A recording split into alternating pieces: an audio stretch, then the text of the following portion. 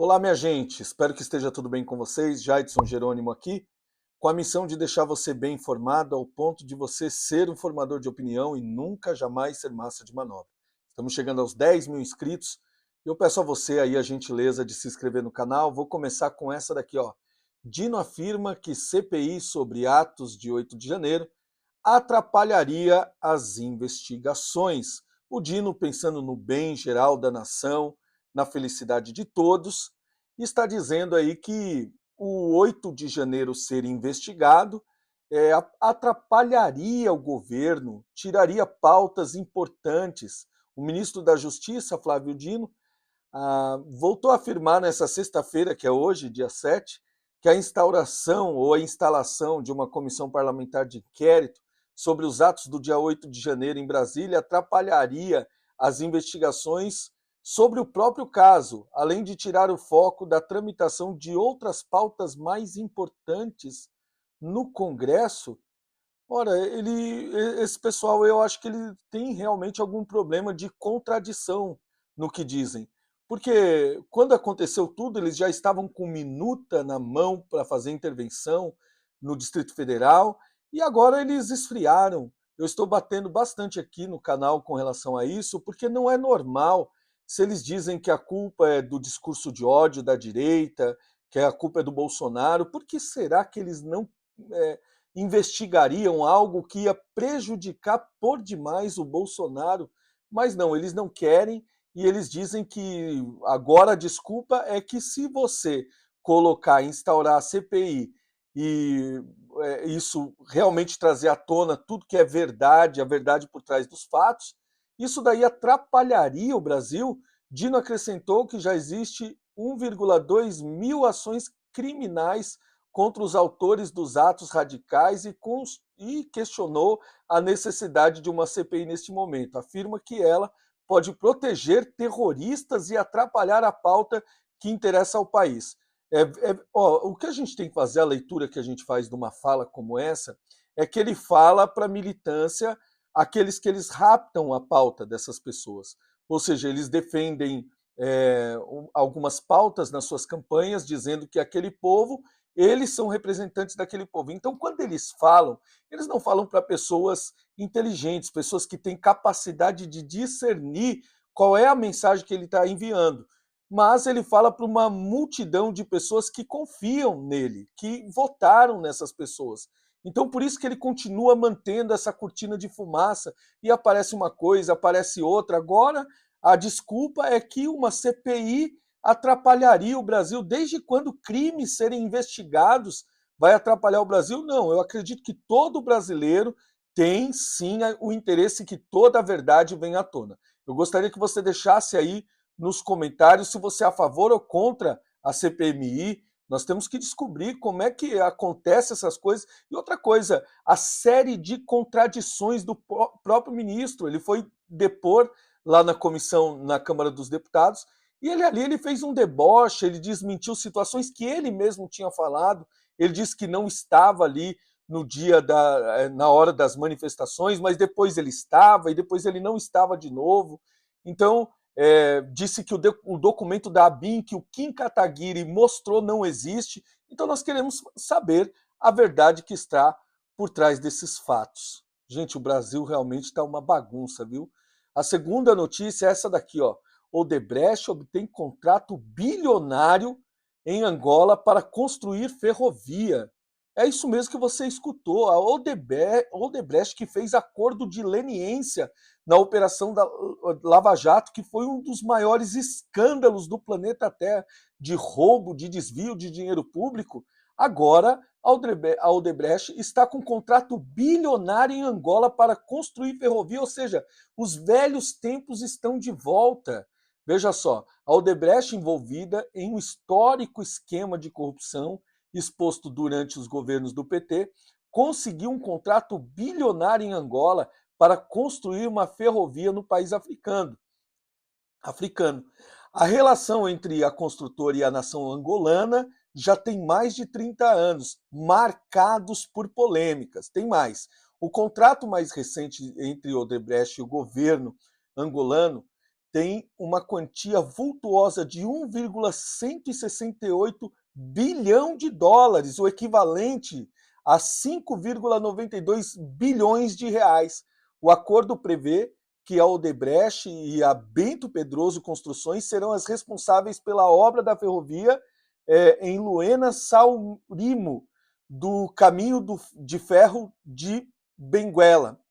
O presidente angolano alegou que o alto investimento se justifica pela necessidade de melhorar o transporte ferroviário, o volume de mercadorias e o número de passageiros transportados, sublinhando a importância desse eixo ferroviário na ligação entre o litoral e o interior de Angola. A primeira pergunta aqui é: o que é que nós temos a ver com Angola? O que é que nós temos? Se envolve empresa brasileira, efetivamente envolve dinheiro brasileiro. O objetivo da obra é fazer com que aquela região do país africano possua um meio de transporte seguro, confiável e competitivo que potencie atividades como mineração e blá, blá, blá, enfim. No entanto, os negócios entre a Odebrecht e Angola já haviam chamado a atenção anteriormente. As empresas, ou a empresa chegou a ser criticada por ativistas que acusam a Odebrecht de manter relações promíscuas com o alto escalão do governo africano, principalmente com o ex-presidente José Eduardo dos Santos. A relação entre a construtora e o alto escalão do país, do governo do país africano, apareceu em um dos investimentos mais importantes da empresa em Angola, o projeto Biocon. Na iniciativa, a Odebrecht tinha como sócia uma empresa controlada por autoridades angolanas, a Damer, que posteriormente foi substituída pela Cochan. Isso daqui também, além disso tudo, tem denúncia de tráfico de pessoa, de trabalho escravo, enfim. Gente, realmente é uma coisa que a gente não pensou que ia acontecer. Concomitantemente, simultaneamente, aqui no Brasil, partidos de esquerda, que são partidos da base do Lula, tais como a Rede, o PSOL, o Solidariedade, eles entraram na justiça contra para derrubar acordos de leniência, que é como se fosse a delação premiada de pessoa jurídica, para justamente suspender os pagamentos de mais ou menos 8 bilhões que eles tinham que devolver perante esse acordo de leniência na Operação Lava Jato. Ou seja, eles não querem que a Odebrecht e outras empresas aí, Camargo Correia, OAS, que estavam envolvidas nesse propinoduto, devolvam dinheiro para o povo brasileiro ou para os cofres do Brasil. Então tá aí, volta, o amor venceu, Odebrecht na área de novo e, como diz aí a malandragem, o bagulho vai ficar louco. Gente, essa daqui, ó, ministro das Comunicações fecha empresa responsável por Aras envolvido em escândalo de corrupção. Esse Juscelino Filho, pelo amor de Deus, esse camarada é mais sujo do que pau de galinheiro. Não tem nada de bom na vida política desse cara. Ele tem áreas lá que ele comprou enquanto o parente dele era da prefeitura, ele comprou a área lá de não sei quantos 1.000 metros quadrados por R$ 1.000. Ele, com dinheiro de emenda parlamentar, ele asfaltou uma estrada que só beneficia ele e mais alguns outros aras. Não declarou dinheiro, colocou funcionário fantasma, é só patifaria, envolvido em vários escândalos de corrupção. E agora, mais uma aqui, ele fechou as empresas responsáveis por áreas envolvidas em corrupção. Gente, se não tivesse corrupção, ele não tinha fechado. Então, esse camarada aqui, para mim, a pergunta que nós temos que fazer é a seguinte: como que uma pessoa, e nessa foto aqui aparece lá atrás dele, salvo engano, aquela ali, a Daniela do Vaguinho. Como que pode, vou pegar os dois aqui, eles permanecerem no cargo, sendo que está queimando a imagem do Lula? Qual é a dívida que o Lula possui com essas pessoas? Qual é o acordo de sangue que eles não podem ser mandados embora, não podem serem exonerados? Porque eles têm tanta força que, mesmo com tanto escândalo, envolvimento com milícia, envolvimento com isso, com aquilo, tudo errado, eles continuam no cargo. Veja, essa é a pergunta que a gente tem que fazer.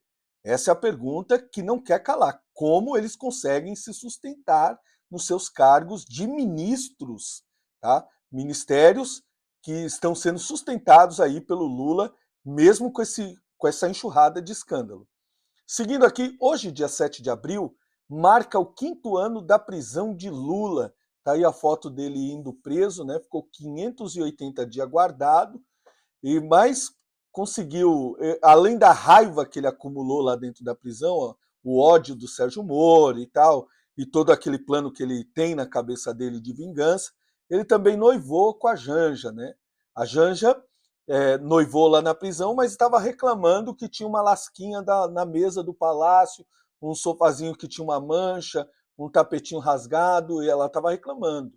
E segue o baile, né? Há 5 anos, a prisão do ex-presidente Luiz Inácio Lula da Silva, do PT, chocou o Brasil. Condenado a cumprir pena de 12 anos em um mês por corrupção e lavagem de dinheiro, Lula passou 2 dias na sede do Sindicato dos Metalúrgicos do ABC. Foi quando ele ficou lá tentando fazer um palanque, né? Tentando fazer a nação inteira se revoltar e não deixar ele ser preso, em São Bernardo do Campo, antes de se entregar à Polícia Federal. Seu advogado, Cristiano Zanin, que hoje está sendo cotado, né, para ser um dos ministros do STF, esse mundo ele não dá voltas, ele capota. E justamente na vaga de Ricardo Lewandowski, que já foi anunciado agora pelo Lula, já foi, aliás, assinado o decreto da aposentadoria antecipada do Ricardo Lewandowski. Ele quer colocar esse Zanin aí o quanto antes. E está presente durante esse período. A prisão foi determinada pelo então juiz Sérgio Moro, que ele quer feder com ele, né? E a pena foi definida pela 8ª turma do Tribunal Regional Federal da 4ª Região, TRF4, no caso do triplex em Guarujá. Após ser levado à sede da superintendência em Curitiba, Lula ficou 580 dias até ser solto em novembro, e ele tinha uns amigos aí no STF, Fachin, né, que assinou aí a soltura dele. A soltura foi consequência da decisão do juiz Danilo Pereira Júnior, da 12ª Vara Criminal Federal de Curitiba, que aceitou o pedido de soltura apresentado pela defesa de Lula após o Supremo Tribunal Federal derrubar a prisão após condenação em segunda instância. Só quero lembrar para vocês que, além de comemorarmos aí, é uma data histórica, né? O presidente preso por corrupção, com autoria, materialidade, com sentença transitada em julgado em segunda instância, consegue uma manobra jurídica, sai da cadeia e se torna presidente. Realmente é uma coisa de filme, de ficção, um negócio desse. Mas tem uma notícia boa, que o Sérgio Moro conseguiu desarquivar a questão do PL que trata da prisão em segunda instância. Se isso acontecer, nós temos ainda uma esperança que seja feita justiça justamente no caso do ex-condenado aqui, do presidente da República, então, e voltar tudo dentro da justiça. A pessoa condenada em segunda instância, cadeia. O problema é que vai, por causa da idade, a prescrição intercorrente ela é cortada pela metade. Então tem muita coisa aí que realmente, em que pese ter uma esperança, não dá para se apegar muito com isso. Vamos lá, mais um pouco aqui. Quem manda aí sou eu, diz Lula sobre a política de preço da Petrobras. Bom, não vou nem comentar essa daqui. Eu quero passar para essa daqui, ó. O Aloprado Janones quer criminalizar o bolsonarismo. Olha, olhando para esse Janones, realmente dá vontade de... Eu sinto um pouco de ânsia de vômito. Porque o que ele escreveu? Quando ele viu essa tragédia aí de Santa Catarina, em Blumenau, ele foi lá e escreveu que aquilo aconteceu por causa do Bolsonaro, e o bolsonarismo é igual ao nazismo, tem que ser criminalizado.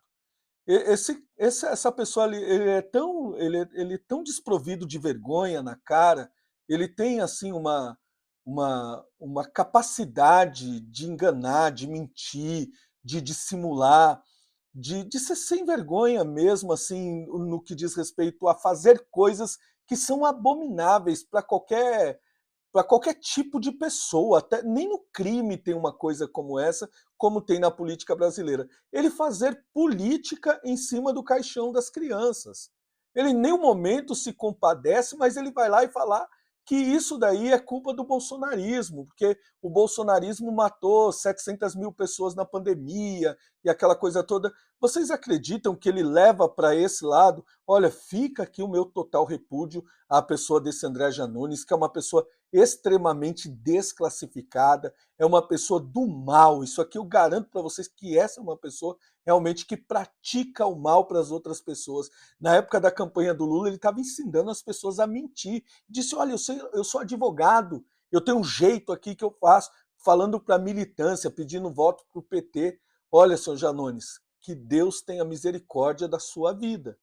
Mas esse é um crime que talvez não, com certeza, porque você tem o Flávio Dino, você tem o Lula, que estão aí amparando a sua conduta criminosa, o seu discurso de ódio, mas Deus é justo juiz, Janones. Você vai pagar pelo que você está fazendo. A justiça dos homens permite que você faça uma atrocidade como essa, uma covardia como essa, mas a justiça de Deus não falha. E vai chegar o dia de prestar contas, pode ter certeza. Para fechar aqui, minha gente, na mesma toada tem esse jornalista de quinta categoria, o jornalismo medíocre, um jornalismo canalha, comentarista da Globo News, usa a tragédia em Blumenau para fazer política. Otávio Guedes citou extrema-direita e bolsonarismo ao comentar a morte de crianças em creche. Gente do céu, que gente covarde, que gente canalha. Um camarada como esse ter coragem de levantar um dia na vida dele e ir lá fazer militância para a esquerda, defendendo pauta de bandido. Eles não quiseram comentar, a Globo não comentou, mas tem aí um vídeo. Eu não vou nem passar o vídeo desse covarde aí, não. Mas tem um vídeo de um familiar que, enquanto eles estavam lá ganhando a sua audiência da forma pior possível, fazendo sensacionalismo em cima da morte das crianças, um familiar entrou no meio e falou: aí tá ao vivo, né, Globo? Aí, ó, tá aí, dá audiência para vocês esse negócio aí, porque vocês realmente sempre apoiam bandidos, tá aí, isso aí foi bom para vocês, né? Então, na verdade, ele atribuiu também a culpa a essa emissora que sempre foi um desserviço para a nação brasileira. Gente, fica aqui o nosso desabafo. Eu vou pedir para você, se inscreve aqui no canal, me ajuda a crescer aqui na plataforma e eu deixo vocês bem informados, tá bom? Que Deus abençoe, bom final de semana. Não esquecendo que domingo agora é domingo de Páscoa, nós relembramos a morte e a ressurreição de Cristo, porque ele vive eternamente. A nossa Páscoa é Jesus Cristo de Nazaré. Um forte abraço a todos, fiquem com Deus.